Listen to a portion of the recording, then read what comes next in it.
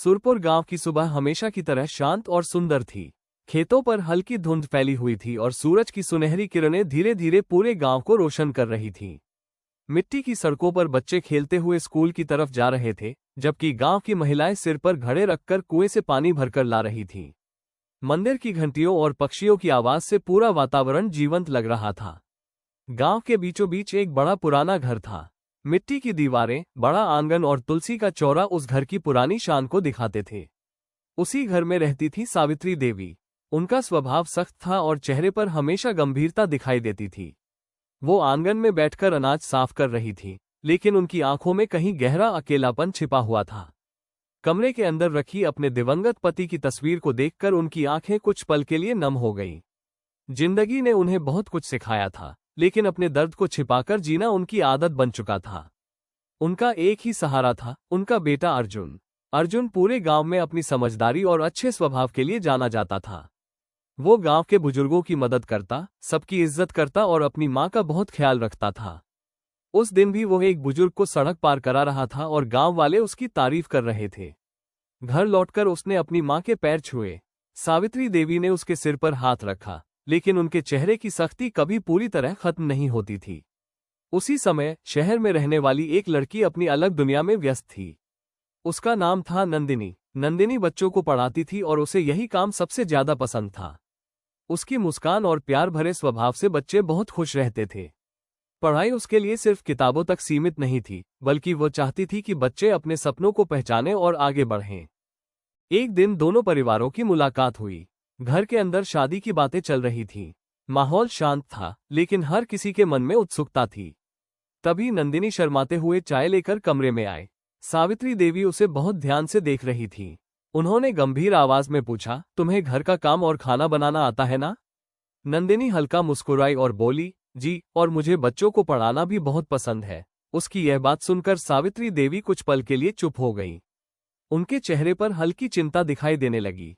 उन्हें ये पसंद नहीं आया कि घर की बहू बाहर के कामों में ज्यादा दिलचस्पी रखती है। कुछ ही दिनों बाद पूरे गांव में शादी की खुशियां फैल गईं।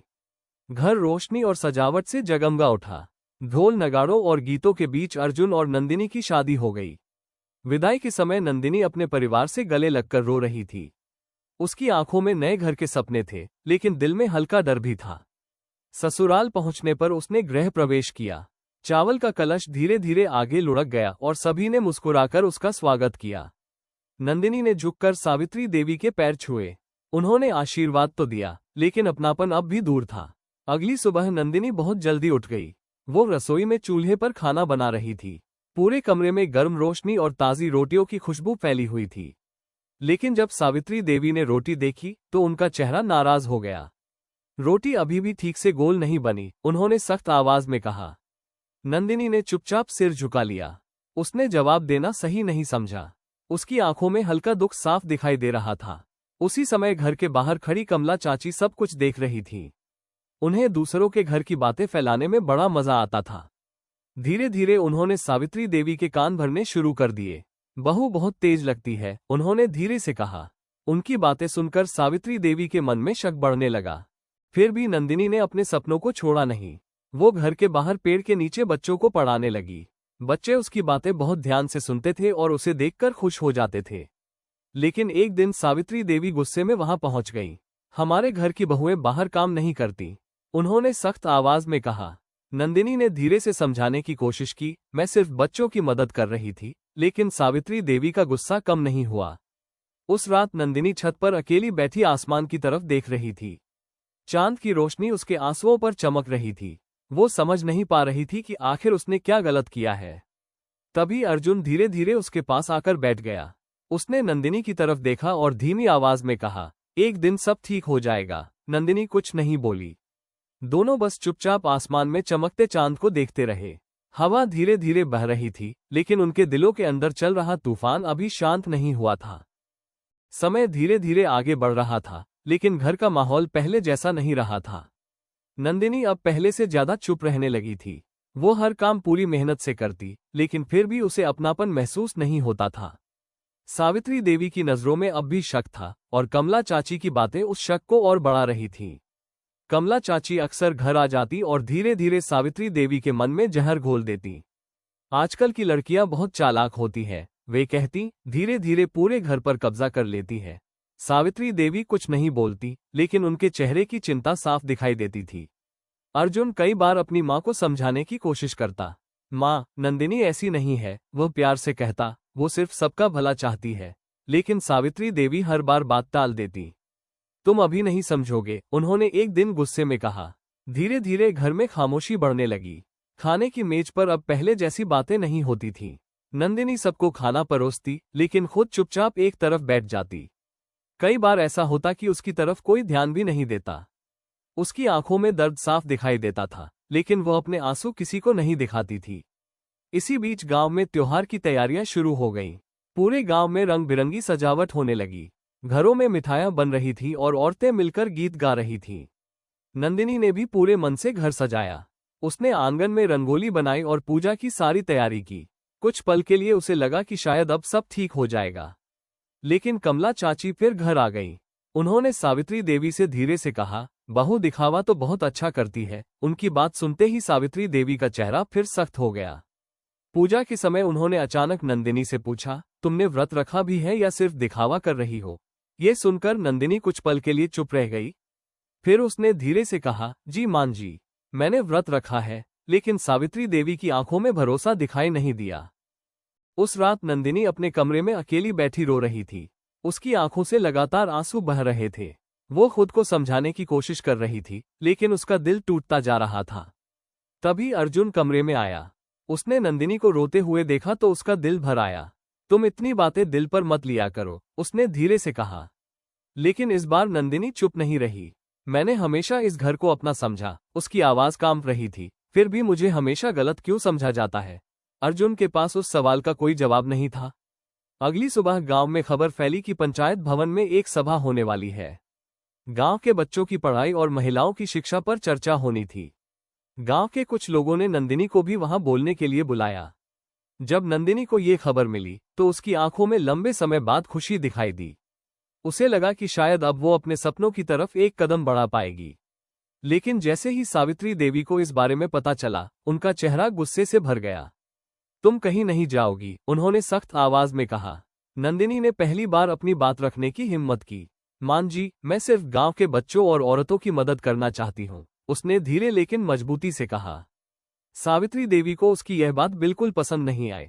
हमारे घर की बहुएं बाहर जाकर भाषण नहीं देती, उन्होंने गुस्से में कहा। घर का माहौल अचानक भारी हो गया। अर्जुन दोनों के बीच खड़ा था, लेकिन वो समझ नहीं पा रहा था कि किसे सही कहे। नंदिनी की आंखें भर आईं।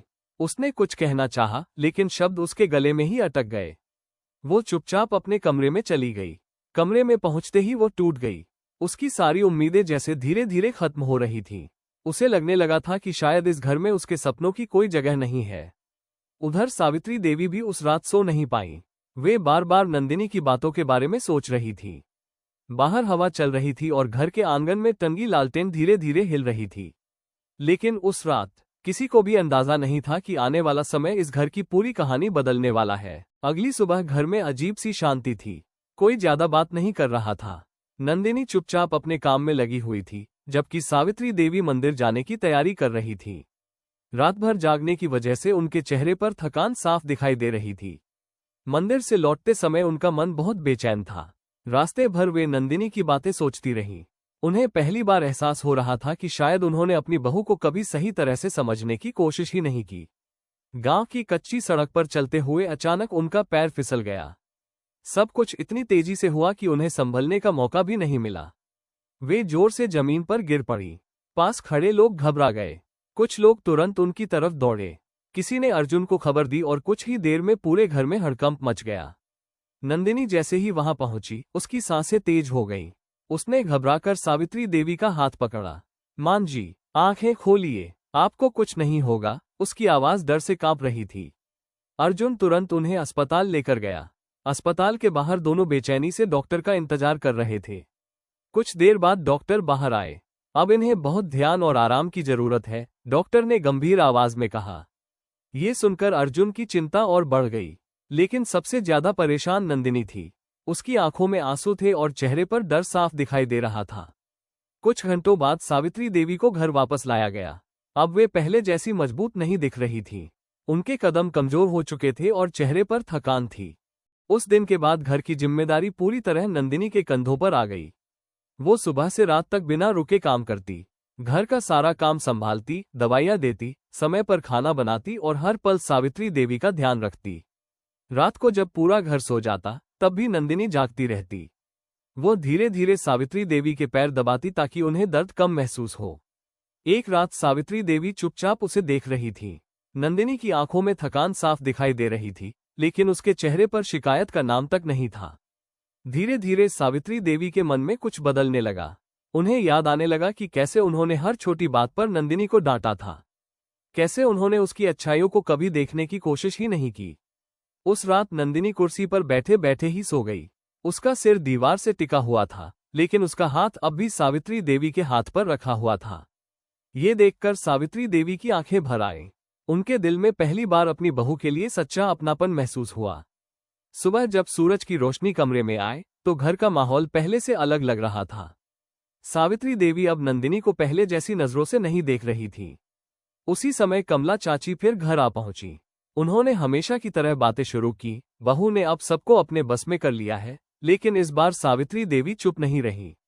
उन्होंने शांत लेकिन मजबूत आवाज में कहा, मेरी बहू बहुत अच्छी है। उसने इस घर के लिए जितना किया है, उतना शायद कोई नहीं कर सकता। कमला चाची यह सुनकर हैरान रह गई। पहली बार सावित्री देवी अपनी बहू के पक्ष में खड़ी थी। दूर खड़ी नंदिनी भी यह सुनकर चौंक गई। उसे समझ नहीं आ रहा था कि अचानक ये बदलाव कैसे आ गया। अर्जुन के चेहरे पर लंबे समय बाद सुकून दिखाई दिया।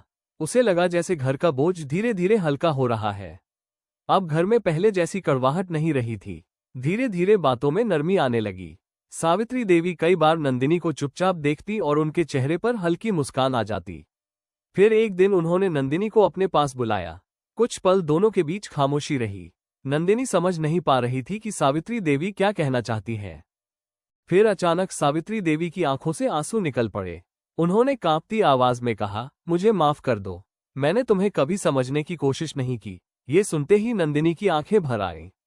उसने तुरंत उनके हाथ पकड़ लिए। अगले ही पल दोनों एक दूसरे से गले लग गईं। उनकी आंखों से आंसू बह रहे थे, लेकिन इस बार उन आंसुओं में दर्द नहीं, अपनापन था। दरवाजे पर खड़ा अर्जुन ये सब देखकर मुस्कुरा रहा था। शायद यही पल था जिसका उसे इतने समय से इंतजार था। उस दिन के बाद घर जैसे बदल गया। आंगन में फिर से हंसी सुनाई देने लगी। खाने की मेज पर अब खामोशी नहीं होती थी। रिश्तों के बीच की दीवारें धीरे धीरे टूट चुकी थीं। और उसी शाम डूबते सूरज की रोशनी उस घर पर ऐसे पड़ रही थी जैसे जिंदगी उन्हें एक नई शुरुआत का आशीर्वाद दे रही हो।